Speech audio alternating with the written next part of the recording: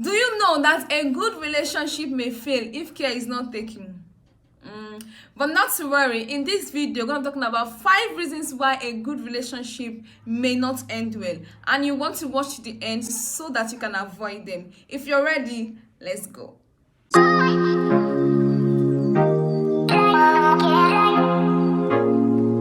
Number 1, you want to feel loved before you show love. Hey, you're definitely not gonna show any love if you're waiting to feel loved before you show love, because love is more than a feeling, and nobody on earth feels love 24 hours a day, 365 days a year. There is nobody like that, because your partner will offend you. They will drag you the way you don't want to be dragged, and that's gonna affect you. So love is a commitment. Love is more than a feeling. So you will not always feel loved, but should you be there for your partner even when they need you the most? Yes. Should you show them love when you're not even feeling like showing love? Yes. So you have to get to the point where you don't allow your feelings dictate how you act in your relationship. If you're not yet at that point, then you'll be thinking that, okay, this relationship is not meant to be. The moment you're not feeling all the butterflies in your belly, all the mushy, you just feel like this relationship is not meant to be. Let me just drop it. Have you ever wondered how people who are married to each other for 20 years, 10 years, 15 years, 30 years are still loving up on each other? It's definitely not based on their feelings. Because there's going to be times in that marriage where they won't feel like showing love to each other, but they have to act it. They have to show that love whether or not they feel like it. If not, that marriage or that relationship will not last. So if you want your good relationship to lead to marriage, you have to act based on intentionality. You have to be deliberate about showing love, whether or not you feel like it. Next, you major on the minor. There are minor things in a relationship that they don't really contribute to the success of the relationship.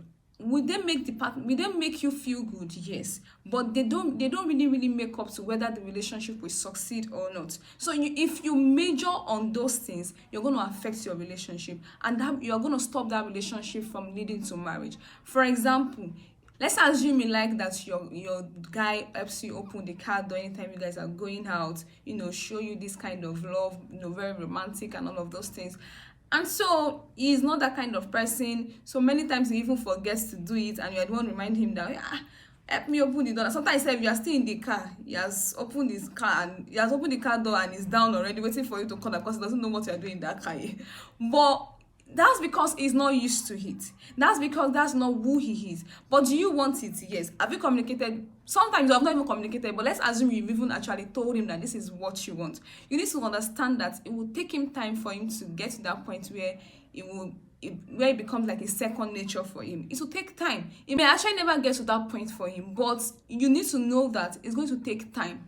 It will take years. So don't major on it. Now you guys are outside, you're supposed to enjoy yourself, have fun, but you're just making a big deal out of it. You do not put the card off for me. Why didn't you do that? You see other people doing that for their girls or for their ladies. Why are you not just so romantic? Why are you not Auntie, it's not necessary. It's not necessary. You need to be able to identify the major things in your relationship and the minor things, the things that they don't really make up to whether your relationship is going to end well or not. So those things, you can talk about them. You can even jokingly pass across your point and say that, look at you, you're even that me, I'm sitting in the car. Just joke about the matter. Don't really make it a big deal, because if you keep doing that, everybody's angry, everybody's keeping faces, and before you know it, an outing is supposed to be a place where we'll have fun, where we'll enjoy ourselves, gets to something that we're not settling quarrel. We're not analyzing issues. So don't major on the minor so that you can enjoy your relationship. If you keep doing that, you'll be draining the energy in your relationship. You'll be draining the joy that's supposed to be enjoying in your relationship, if you get my point. Next is comparison. Comparing your partner with another person's partner. Comparing your relationship with another person's relationship. Your relationship is unique because you are unique and your partner is unique. So you don't have to compare your relationship with another person's relationship. If you keep doing that, you're going to be making your partner uncomfortable.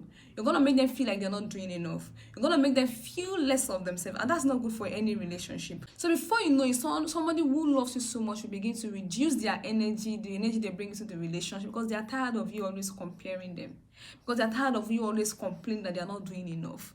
When you choose to date somebody, you need to understand that you are choosing them and everything that comes with them. So if your partner is an introvert or a conservative person, chances are they will not really like public display of affection. Chances are they will not really like showing off on social media and posting about everything that is happening in their lives on social media, because they just want to keep everything private. Now, if you have a friend whose partner is an extrovert and likes to show off their partner, and every day is making a post, today is going to say my love, the other day is posting about us saying how you make me happy, you're the butterflies in my belly, blah blah blah, and you don't get that kind of attention or that kind of you don't get that kind of attention in your own relationship, it doesn't mean that your partner doesn't love you. It just means that he's different from that person. So you need to understand that. And even if you want that in your relationship, there are other ways you can actually communicate it to your partner by saying, I want this also. I will appreciate that you do this for me. Now, it may take time for him to enter that flow, because that is not who he is originally. That's not who he is. But if he loves and is willing to compromise, or is willing to sacrifice that for you, then with time, it can gradually start to do that for you. Maybe once in a while, make a post about you. But you need to know that comparing them with that person will not work. You can't use that approach to get them to do anything. If that is what you want, you cannot get them to do anything by comparing them with another person, because they are unique and you chose to love them. Next is assumption. Assuming that your partner knows what you want. Assuming that your partner can read your mind. Assuming that your partner is supposed to be able to feel the way you're feeling. Your partner is not the Holy Spirit, and it is not God and cannot be God. So it is better that you tell them that this is what I want. This is how I want to be loved. This is what I want you to do for me. If you don't communicate to them, you'll not get the satisfaction you want. And you keep, you just keep getting bitter, angry, unnecessarily, and they don't even know what is happening. They're just enjoying their life. They're just, they're just happy. They don't even know that you are sad about anything. So it is better you tell them that this is what I want you to do for me. Especially when it comes to love languages now. The way I want to be loved is going to be my natural way of expressing my love, because that's what love means to me. Now, for example, if I love to receive gifts, chances are when I want to show love to other people, I'm going to be giving them gifts. If my partner refuses to tell me that they don't like gifts, they like me spending time with them, or they like me affirming them, or they like me helping them out with some other things that they need help with, I will know, and I'll keep giving gifts. I'll keep giving gifts because I don't know. So it is better that you tell me that, oh, I love you spending time with me. Because if you don't tell me, I probably will not know. Don't expect me to be observant. Let's say you should be observant. I should know that this is what I want. No, don't expect me to be that, because there are other things in this life that people want to be worried about. Even if you want to be surprised, tell your partner, I want to be surprised. Please surprise me with a gift. You can be as detailed as that. You can be as expressive as that. You don't need to keep anything. You don't need to say that they should know, they should understand. Can't you feel the way I'm feeling? You cannot feel the way you are feeling, because there are other things in this life to worry about. Next is not forgetting your past. Because you've had many bad relationships, or you've had many bad experiences in your past relationships, you bring them to your new relationship and you begin to affect everything in that relationship. No, if your partner has not given you any reason to doubt them or to doubt their love, then you don't have to doubt their love because of where you're coming from.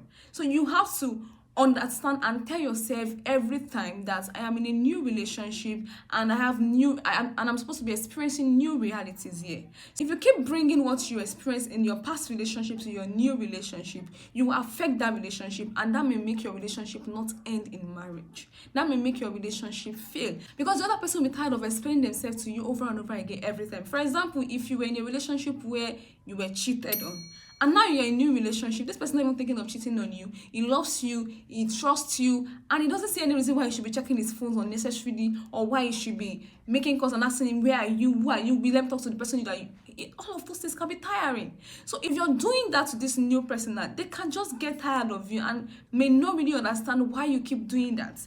Now, I understand that where you're coming from might be affecting you, but you need to come to that point. You need to come to a point of healing.